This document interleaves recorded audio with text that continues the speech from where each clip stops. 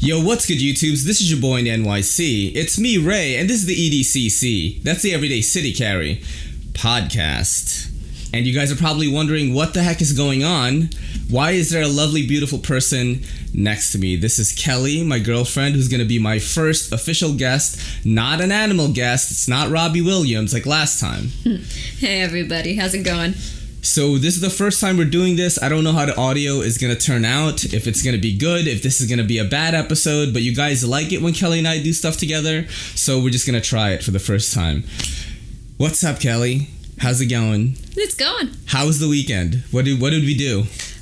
We went to see a double feature, which we'll do whenever we don't get to the movies very often. So I love double feature days because we Yeah. watch movies. Shout out to AMC Movie Pass. You can watch 3 movies a week in any AMC theater. Yeah. 3D, IMAX, 4D, 1D, Dolby. 5D, Dolby, right? All of it. And what did we go see? We went and saw Joker, and then we saw Gemini Man. The Joker, huh? The Joker. What'd you think of it? I loved it. I loved it too. Did you think it was disturbing? I think it was dark. It definitely wasn't a comedy. What did you find disturbing about it? I didn't find a lot disturbing about it, but I think I kind of went in knowing it was going to be dark. Yeah. So I think that it was very eye-opening. I thought it was probably one of the best movies I've seen that addressed like mental health issues. That's true. Yeah. And the Joker is definitely has mental illness. It showed the human side of the Joker, Yeah. like before he became the criminal mastermind that we came to love in the later movies. Yeah, I really liked it a lot, man. I like Joaquin Phoenix's take on it, and I was rooting for him the whole time. One thing I felt kind of weird in the movie was like there was all this fucked up shit happening, but he found it funny, and I also found it funny. So there were scenes where I was laughing in a dark room with a bunch of people, and they were appalled, and I was laughing like pretty loud. So that's the only thing I felt weird. I also thought the stand-up was pretty funny to me. Well, the stand-up was so elementary. Yeah, it was funny because it was elementary. There was a kind of a foundational funniness that would have been funny if it had come from anybody but a grown-ass man. It was and the fact that it was a grown-ass man who was delivering it, that's where it was like... I thought it was pretty funny. It was off. I mean, it was funny. Don't get me wrong, but...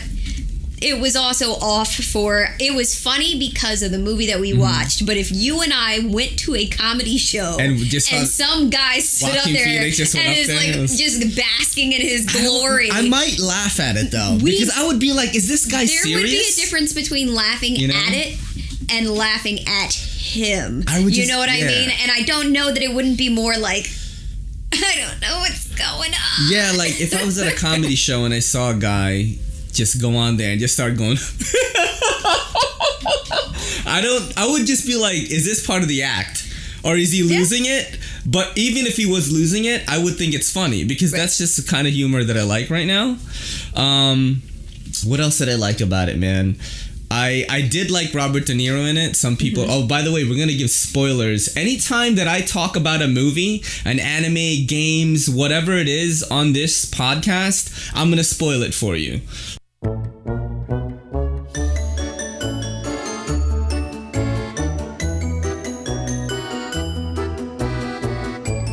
They're complaining right now.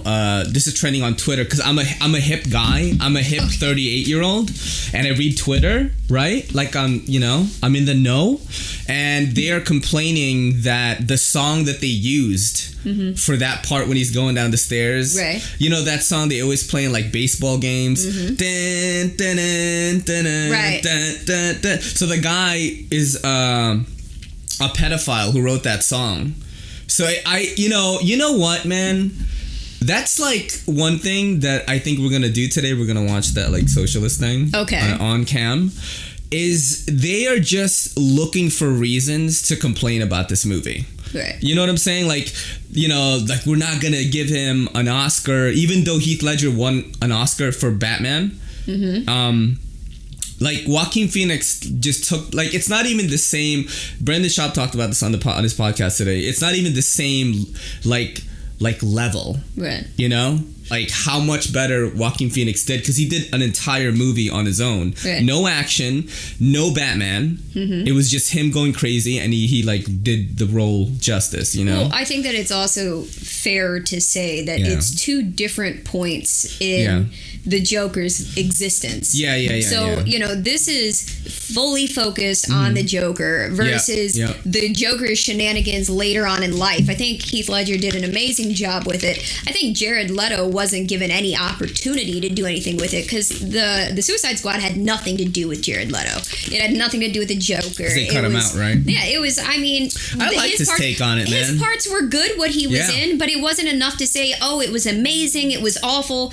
I mean, I completely agree with their choice to go with Joaquin Phoenix for this movie. Yeah. The way that he contorted his body, his movements, his actions, the dancing, the dancing, you know? The way that he just, everything that he did, he very much embodied it. And personally speaking, I would have been very interested and fearful to have actually seen him on set, because something tells me that he would have been in character on set as well, and I'm pretty sure that he was incredibly creepy to be around. What's when he was filming. What's the first Joaquin Phoenix movie you've ever watched? Oh God, I don't know. To me, like, I saw a meme recently that was like, oh, this is how your generation is introduced to Joaquin Phoenix, and then the bottom of it is, this is how my generation was introduced to him, and it's him as the Emperor in Gladiator, and he's like thumbs downing. That's really, after I saw that, I was like, that is the first time I ever saw him, you know? When he was that guy, and you just hated him in that movie, yo. What else has he been in? He was in Her. A lot. Her, that was a good movie. That was a good one. That was a really odd one for me, because I've told the story to you, but never on the podcast. I watched that movie in sort of a private screening, and I was watching it with like 50, 60-year-old rich white people, and it was really awkward when Joaquin Phoenix and Scarlett Johansson like masturbated basically on screen, and I just felt weird about it. How did we get here? Different movies Joaquin Phoenix. Oh yeah, that movie. Let's see what else. Man, he's been in a lot of...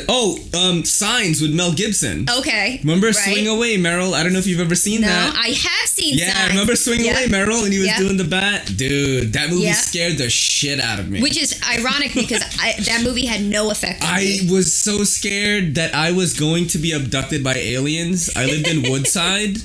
And that's like almost like Filipino town, because that's where all the Filipino restaurants are. And I thought that they were coming for me, yo. Yeah. Like I was on the 7 train, and I was just gonna get lifted into the sky. I could see where that would scare you. I grew up next to sweet potato and tobacco fields. Yeah, I was still not affected by it. Yeah, I was like, Mel Gibson is scared of him, yo. Yeah, I remember that. Now that I think about it, I didn't remember he was in that movie until now. Yeah, I know that the funny thing about Joaquin Phoenix is I know he's been in a ton of movies, and I always thoroughly enjoy his performance. Yeah, he's always good. I offhand am failing myself because I can't name most of his movies. Yeah, it's an injustice to him, and I'll say that. JC, like our photographer friend that does, cosplay photography. Shout out to JC.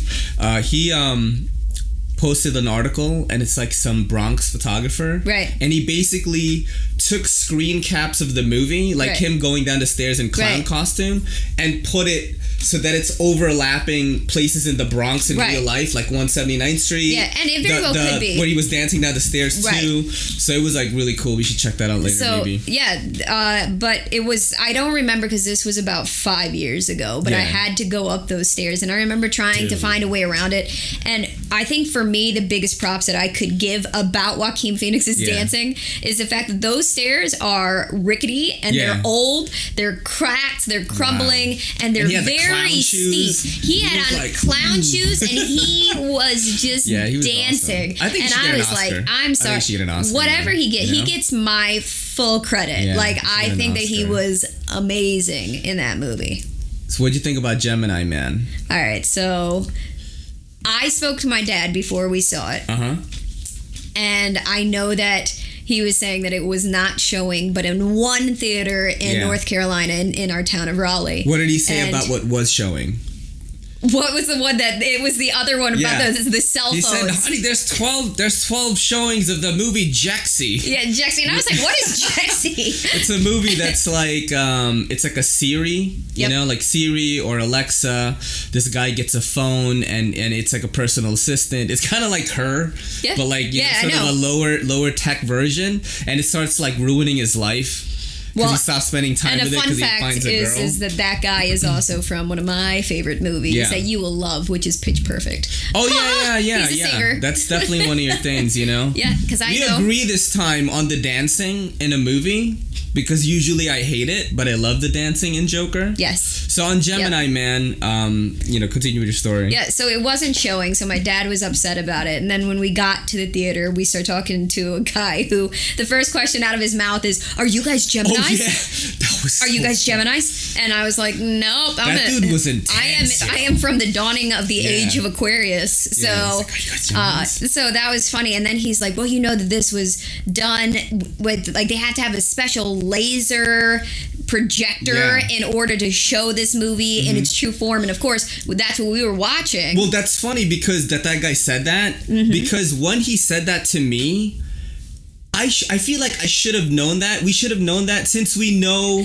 a person whose team worked on the movie. But he told us what went into the special effects of it, but he never stated how hard it was for them to actually show the movie in its true form. He didn't say that you need to watch it in a Dolby, HFR, laser, like crazy, you know, to be able to fully enjoy it. Right. And yeah, it's just funny because the same dude that I talked about who works for Skydance, his name is Guy. You know, he's not just a guy, he is Guy. Shout out to Guy. You know, his team worked on this, his company worked on this movie. And he said that there were challenges because they would have to, you know, they read the script, they'd have to like make that scene and then maybe like change it a little bit to make it fit what technology could do. And I think they did such an amazing job because from the opening scene when we're watching it, I felt like I was with Will Smith and we were shooting a 4K home movie. Like I was with him and I had the camera and I was like, all right, Willie, let's do some, go snipe the dude, you know, like it was so real. Yeah. And I don't normally like 3D movies. Like, me neither. And I will state this, and this is not by any means a jab to any Marvel movies, because I love Marvel movies. But I don't like movies in 3D. Yeah. Because first off, the glasses are always... I saw Infinity War in 3D. I did. And it's like the glasses are always uncomfortable. You know, heaven forbid you're wearing glasses underneath them. Then you're, you know, it's awkward. But more importantly is that there's only like 2 or 3, 4 fight scenes, big scenes that they make 3D. The good 3D. Right? The good 3D. And then everything else, it just feels like you're watching a normal movie with stupid glasses on. This movie in the first scene, when he is, okay, not the first scene, but one of the first scenes, he is watering a plant and a car pulls up next to 3 trees and all 3 trees are separate. And as the car pulls in, you see the separate trees. And I thought to myself, holy shit, I'm like literally standing here. I would say it's comparable to like the first time I saw Avatar, the movie, where that technology of like animation was just never seen that smooth. Well, it was like my brain was being tricked or something. That's how, like I couldn't get a grasp on what was going on. So I was impressed the whole time because I've never seen anything like it before. So for me, it was the first movie that I ever saw in 3D. At IMAX, actually. It was 3D IMAX. Was Polar Express. Which sounds like completely cheesy, but my brother had seen it and he was like, it was like 3D. It was 3D. And what's the Polar Express again? Polar Express is Tom Hanks. It's a cartoon that Tom Hanks did, which is amazing. It's an amazing movie, and I love that movie. But I had never seen 3D the way that cartoon was done, and it was in IMAX, and it was huge, and I could not believe it. This was like that, but then +1. This actually went up, and it's because You also know had a guest with it. It had like it was like 2. Yeah, it was like 1 plus 1. So it came out to be like 2. It was awesome. Okay. But no, I think that what they did with the 3D, and then what they did with Will Smith's character, and having multiple Will Smiths. By the time that I left, I mean Will Smith and I are now family. I felt like I was hanging out. Yeah, I was expecting Uncle Phil to come out with the young Willie Smith. You know, I was like, oh shit, he looks just like the guy I grew up with. You know, before Independence Day, get him a backwards cap. You know, have him cut school and hang out with Carlton. You know? I think that because you knew that it was CGI, you looked for flaws, and I felt like I was staring for flaws. I was staring. I was looking for them. Couldn't find it, and I could not. I mean, Will Smith looked legitimately younger.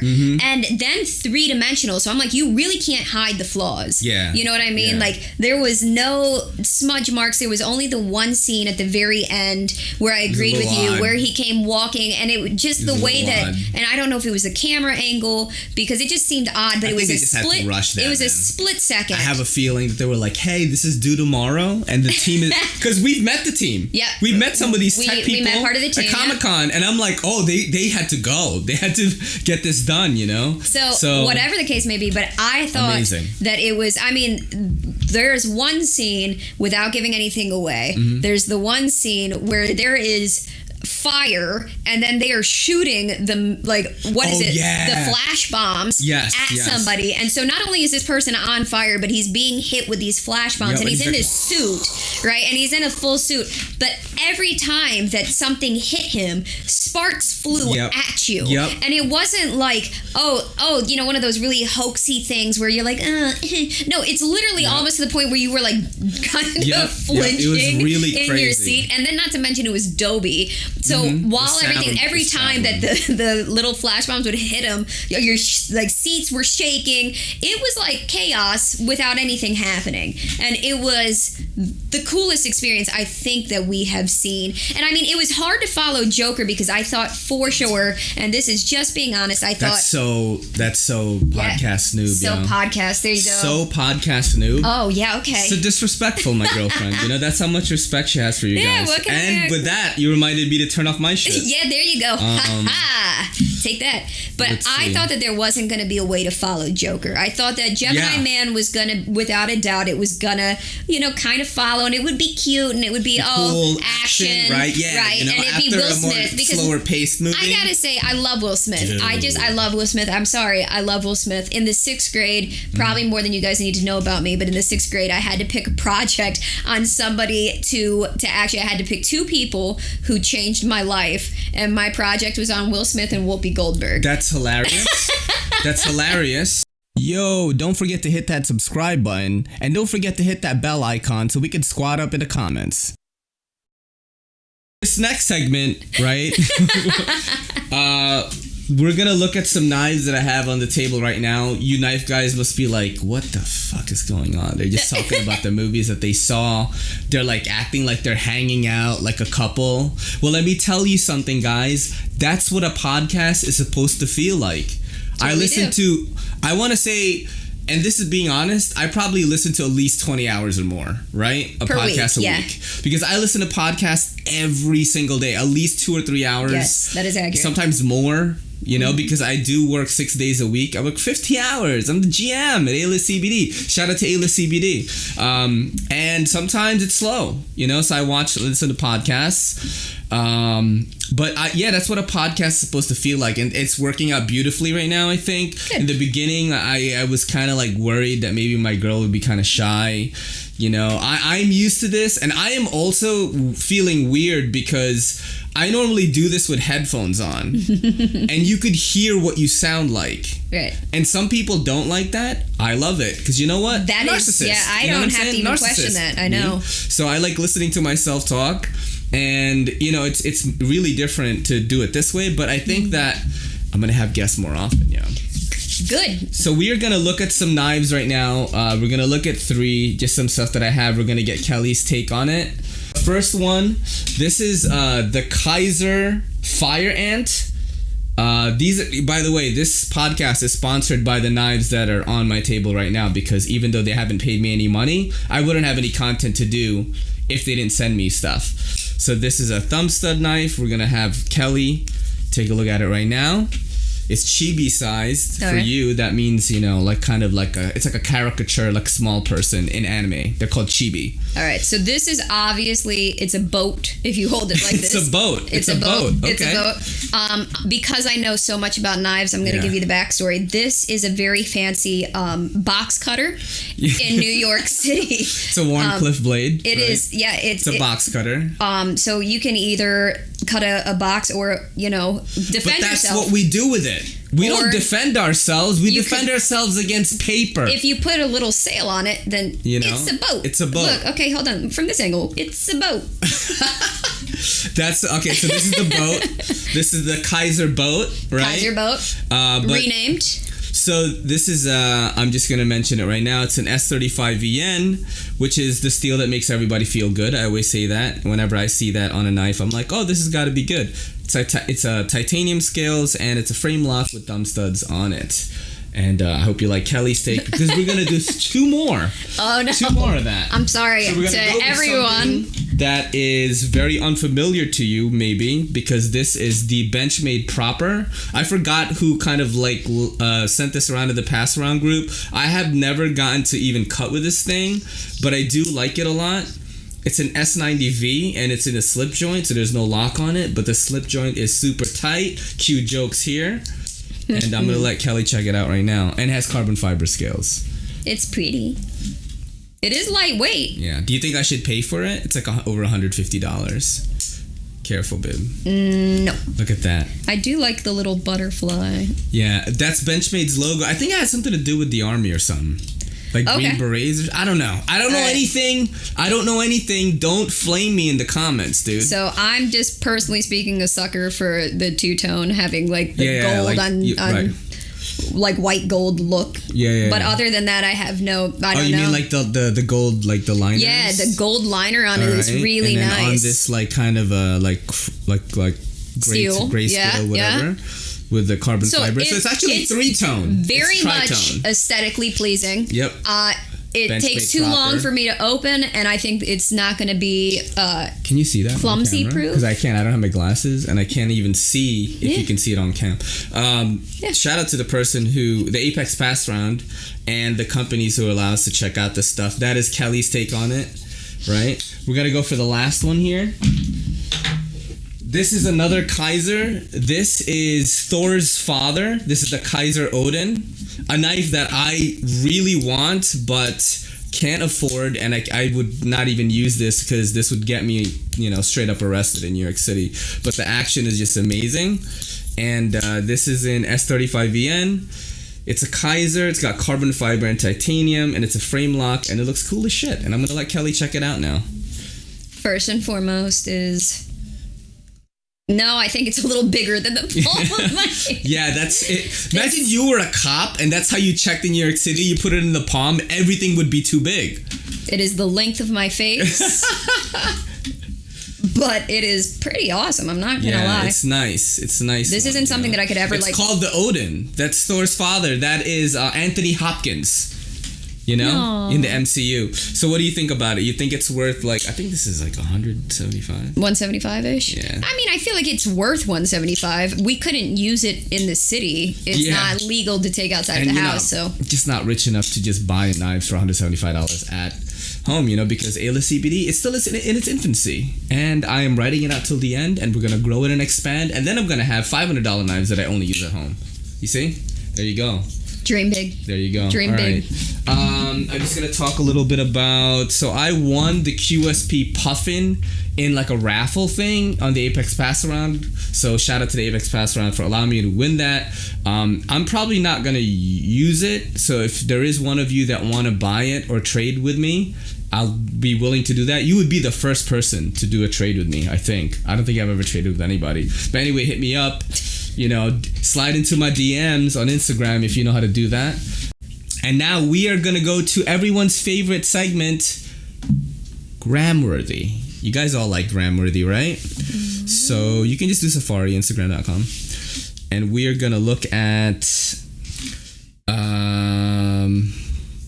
yeah, there you go. So just search and do hipsters of New York. There's this one video, and I just want to talk about this. Yeah, right there, dude. It's let me see if I can find it. We're gonna splice in the video here so you guys can be scrolling along with us. It's not just gonna be like this all the time. And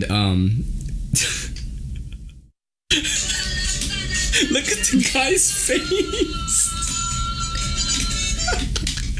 Yeah, so for those of you who are just listening, it is a video of a man on the MTA, on the train, on the subway. He's wearing a suit, a very disgruntled looking.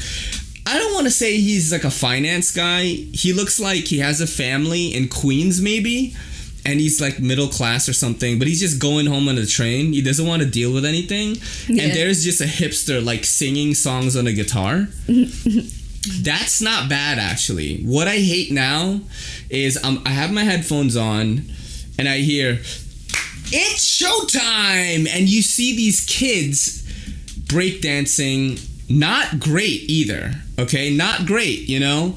I'm sure you guys have come across videos on the internet where it's like two saxophone players dueling each other on the train. That's amazing. I would give those guys money. Yeah.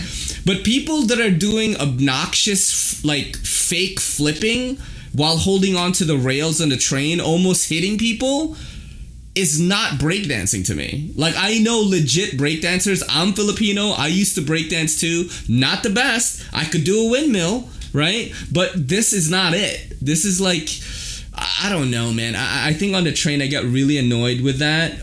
I don't want to be a dick about it. I think it's a very huge problem in New York right now. Like, the panhandling is out of control. Yeah, it's out of control. I mean, there's a new form though. See, I'll even take the breakdancing to the other form that's come up, which is where homeless people or people who need money will go person to person, and they'll stand right above you. They'll and they ask you, "Do you have any?" And you know, do you have any change? And I'm just like, and you're literally like. Yeah, I have headphones on. I'm sorry. I don't even cash. take them off. I do. I can't help it. I can't help it. You're from the South? I'm from the South. North Carolina. That's why she's very, they'll they breathe on. They'll stand right above you. Like, they will stand right above you and just stare you down. And they will do it person to person. So you see that you're in line. Like, shit. If you have an act, I will give you money. Also, I am more likely, yes. Also, there was a couple, right? I think they were a gay couple because the one dude was like in a dress, but he looked very feminine. Okay. Dude, they were hustling so hard. They had a giant luggage filled with toothpaste, deodorant, chips, and they were like makeup, everything. They were like, "Oh, we have Lancome, we have Revlon for whatever money." I didn't even need anything from them, but I gave them $1, and the guy was like, "Oh, what do you want?" And I was like, "Nah, bro, I just really appreciate the hustle. Right. You guys are working hard to get out of whatever," in my head, I didn't say that, right? But these are two people that are working hard to get out of whatever situation they're in, and just making do with what they have. Yep. All the products were new. They weren't like used deodorants. They were all packaged. But and mad people on the train were buying from them. Because you're on your way home. Yeah. Maybe you don't have time to go to Rite Aid, which is going to be completely full. Yeah. Because New York has like way too many people in it. Yeah. And people are buying it. And that kind of stuff is like when I would give you money if you're panhandling on a train. Yeah. If you have an act, like our friend, the saxophone player. Mm-hmm. Right? On our first date, Kelly told me we were just going to be friends. Yes. And then that song, what is it? Careless Whisper. Careless Whisper started playing. So it was like, we're just going to be friends.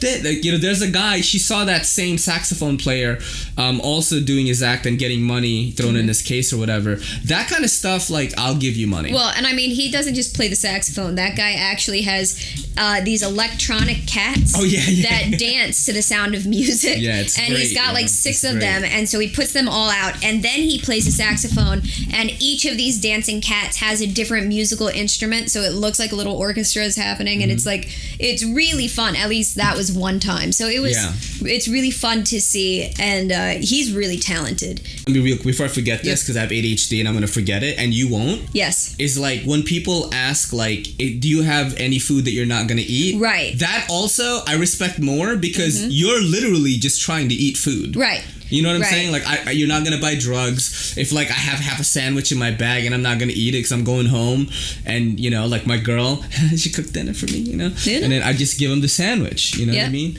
You know, but that's one thing. What were you saying before that? You don't know. I just Remember that? So you know, like we were coming home with a train. This is the last bum thing, all right? Like the last hobo incident that we've had. This was. We were sitting on the train, and this guy was like, he like smelled really bad, but you couldn't tell he was the one that smelled bad. In New York City, if you've lived in New York City long enough, when you get on a train and you smell something, you look for the homeless person right away. Right. And if there's a very distinct smell of somebody who is covered in feces. Yes. Homeless, the scent of the homeless could be prepackaged and sold as a fart gag at I honestly believe there could be a way that it could be turned into a weapon of mass destruction. Yeah, it's bad. It's bad. So like when you get on a train and you smell that, you look for the person right away. Right. So either you could sit further away, or you could move to the next train if the person looks kind of like sketchy or dangerous. But this guy didn't really look that far off. No. Like maybe he's I just thought he was sleeping. Maybe he's just having a bad day. Right. You know what I mean? Right. This guy turns out to be, I want to say he's on a drug of either bath salts, K2, Flocka. If you guys don't remember bath salts, that Florida man, you know, all this Florida stuff. Florida man eats face. Yep. That guy was on bath salts. All right. So this guy, I don't know where mid-ride, he gets up and starts fighting invisible people. And he's claiming it's the cops. Yes, in his he's mind, talking to people. He's actually talking to what he's doing. So he's like, but the thing is that he's not. But that's just it. Is he's not just punching like into the air, like he's punching somebody. Yep. He's actually hitting his fist and his elbows. And he's making these sounds that obviously sounded very threatening as well. It's basically, call it UFC 259 under the bridge. That's what's going on in his head right now. Right. And this guy is going all out. He's not like hitting people yet. Nope. Okay, so people are moving away. Kelly and I get up and sort of like go to the next train door further away. He follows. Yep. He starts pointing at me, right? Yeah. Now, if you EDC guys have ever gotten into situations like this, living in New York City and taking this train every day, I am faced with situations like this almost every day, where something could happen.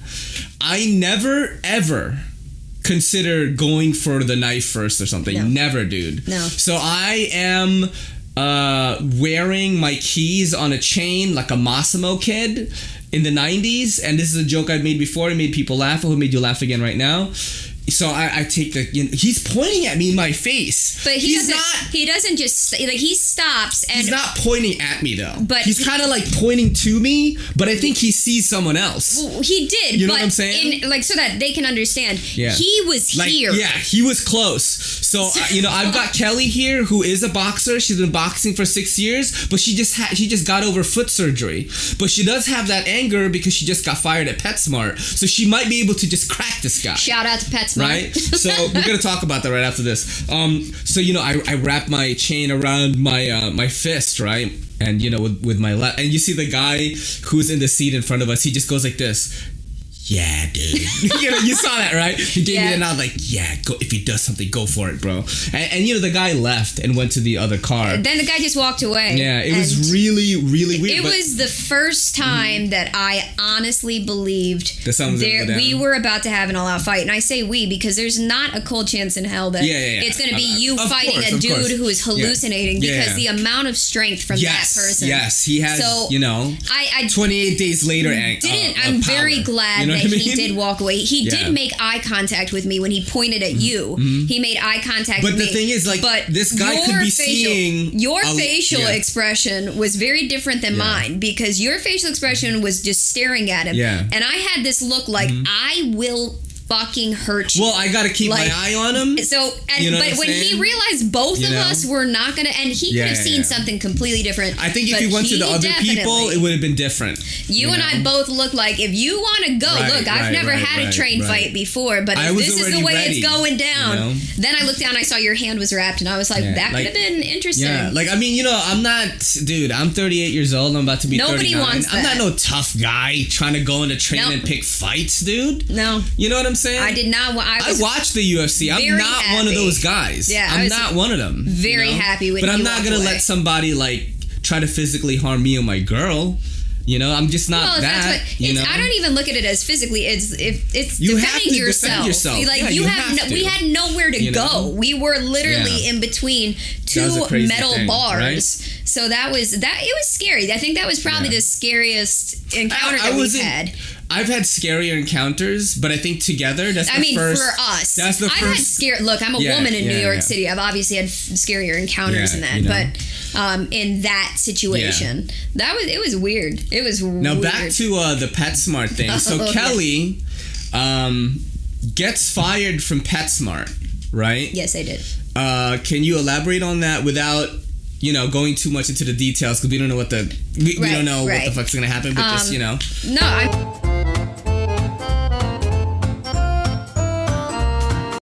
So basically, you were fired. Right. So they found a reason to get me out. How did you feel though when you were fired?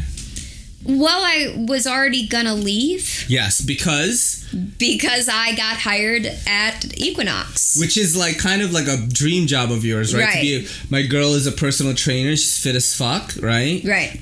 She's gonna help people feel better about themselves, right? Well, so I went out on this medical leave, and I kind of knew that things were on shaky grounds at work. Yeah. And it, there is just a type of environment that you want to work in. Yeah. And that environment is uplifting, and it's motivating, and it's a good team environment. Yes. And I wanted to feel. That's how I feel when I do this podcast. It's so uplifting. And it was, so I wanted to feel like I was making a difference, and that to me is the biggest thing. So I love working out, and I got my NASM certification, and I started to look, and Equinox, they're offering this amazing opportunity. So you were already hired to work on November 1 before you were fired. I was already hired to start work on the 1st of November, but doing the right thing by PetSmart was my biggest. I wanted to go back. I wanted to do the right thing. I wanted to make sure the company was good. Yeah. My position was filled. They had hired somebody, so I wanted to train that person to take my spot before they even knew. But then they were like, all right, we don't need you. And I was How was it though when they I remember you told me when you walked in, like your boss, your manager was like being super nice. Yeah, it was weird. The first time my boss. This is the first time since I was on on medical leave when I came back. All the times I spoke to her, this is the first time that she said, "How's your foot doing?" And I was like, "Oh shit, something's going down." It was like that in that movie, So I Married an Axe Murderer. Like, it Captain, was. You're too nice. And it was really funny because she said to me, "If you need a reference," and I was like, "I don't." Yeah. It's been real. That's great. Yes, in the face. So that's like in your face, dude. It was sad because it must have felt good to be like, I don't. I will say, because you were going to your dream job. Who actually, when she said I'm available sooner, they were like, yo, work on the 21st. Yeah. They started me as soon as I called Equinox. They were like, start sooner. First off, I feel very out of place because Equinox is luxury. Really? And so it's like all Rockefeller type people. This is so it's like all business people. Wow. And they have 4 options in the shower alone. Like when you go into the shower, they have every single thing, and this isn't like that like green goop stuff that they have at certain it's like gyms. Nice stuff. This is like they have they have 3 different types of towels that you can use, and one is actually infused. It is in a cold, like in a their ivory soap. It says infused with real ivory, with eucalyptus actually, and it has an elephant on it. Yeah, I'm telling this place is.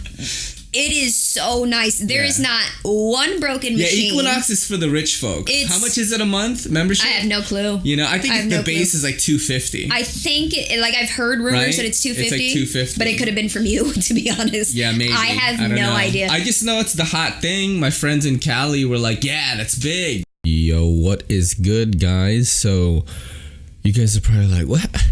Where's Kelly? She disappeared, man. No, so what happened was this is gonna be the last segment. I'ma head out. Your favorite segment. If you want knife content, it's probably not here. So I just did some stuff with Kelly in the beginning of the podcast, and I hope you guys enjoy that. Don't know if it's gonna be good because I'm still editing it as of right now. But I did notice that some of the parts where we were like watching stuff, it wasn't turning out so good, you know? So I'm just gonna do a preemptive strike. You know, that's what we do here, yo. You know? Just to make sure that the last section is gonna be good and I can upload this podcast today, because the last week I uploaded it on Sunday and guess what? Nobody watched it. It was like me and another guy, like, hey, what's up, in the comment section. Which is fine because I like doing the podcast and I watch myself, which is really, it's a narcissist. And what I notice is I act really different when I'm with a guest. I noticed that, I don't know, I guess it's weird because I don't have headphones on and I can't hear how loud I'm talking. You know, I hope I wasn't talking too loud. Also, we were sharing a mic. I had to turn it on interview mode. You know, the blue Yeti. It's the Yeti. You could change it. And I put it on interview mode, and I think it was better. I mean, I don't know, dude. You know, having a guest, it's different, man. You know. And I might have Notorious EDC. I might have some Skype guests like your favorites, you know, JT's Knife Life, Zach stuff, Big Red, Blade Banner. You know what I'm saying? Maybe I get the big dog. Maybe I get Shabazz on the podcast. I don't know. Because is there any other knife reviewer doing a podcast? No. But you've got Saturday Knife Live by Big Red. That's pretty cool. I don't do a lot of live stuff. Because I just don't know how it's going to go. You know what I mean? But anyway, this is I'm going to head out and I'm going to talk about stuff that's not knife related in this one. And the first thing is I'm still watching one horror movie a day. And I'm starting to see shit, dude. Like, there are 4 ghosts in this room right now doing the podcast. They're guests. I have guests here. You thought it was just Kelly? I have guests. Nah, I'm playing. But I do want to shout out Darren Van Dam at Flick Connection for just giving so many great recommendations for movies. There were a couple that were kind of like, I don't know about that, you know. Not in horror. He's usually really good with the horror stuff. But yeah, if you ever want to, you know, you can't figure out, you're doing the Netflix loop or you're just like scrolling hard, you don't know what to watch. Every week this guy puts out lists of like what you could watch on Netflix, on Amazon, or some of the other, you know, streaming sites. And he does a good job of it, man. So hit him up on the YouTube or on Instagram. Flick Connection, sub. Yeah, I just watched The Apostle, and it has that guy from Legion, which is another good show. It's about Charles Xavier's son. He's like a mutant that has all these powers. Anyway, he's in this movie, The Apostle, and there was this scene in there, dude. It scared the crap out of me. not scare the crap out of me, more like I liked what they did with the makeup of this like witch lady. Yo, she was like chasing this dude in like a tunnel, and she looked crazy, bro. That's kind of like what gets me, you know? I'm not scared of like monsters or beasts or anything like that, or boogeymen, or like no Friday the 13th, like Halloween Michael Myers type. That's not what gets me. But you know, the sort of spooky ghost people, yeah, man, that was a really good one. I watched Hell House LLC, which is like, you know, they have a Halloween haunted house and things go wrong. It's kind of like Blair Witchy. That one's all right too. I watched so many I can't even remember, yo, for real. So let's go on to the next thing. JoJo's Bizarre Adventure.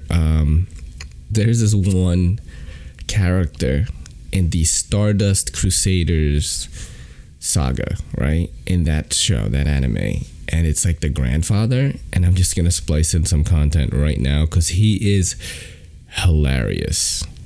Oh no! Oh no! Oh, good! Oh, no! Okay! Oh, shit! Yeah, that just really cracked me up. And I just wanted to share that with everybody because I've been talking about that all week. How he just says all these funny things in English, but you could tell he's like a Japanese dude trying to pretend to be European, and it's funny.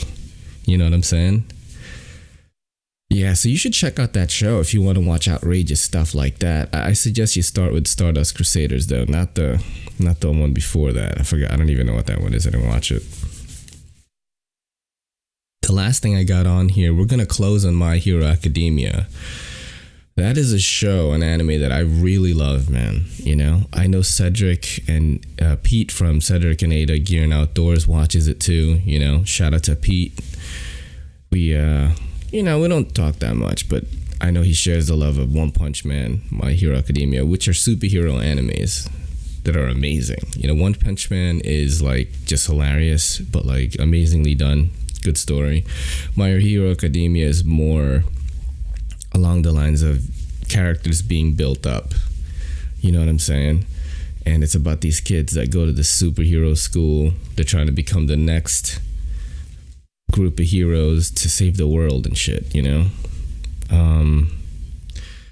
Because 80% of Earth has abilities. I mean, bro. I wonder what ability I'd have, right?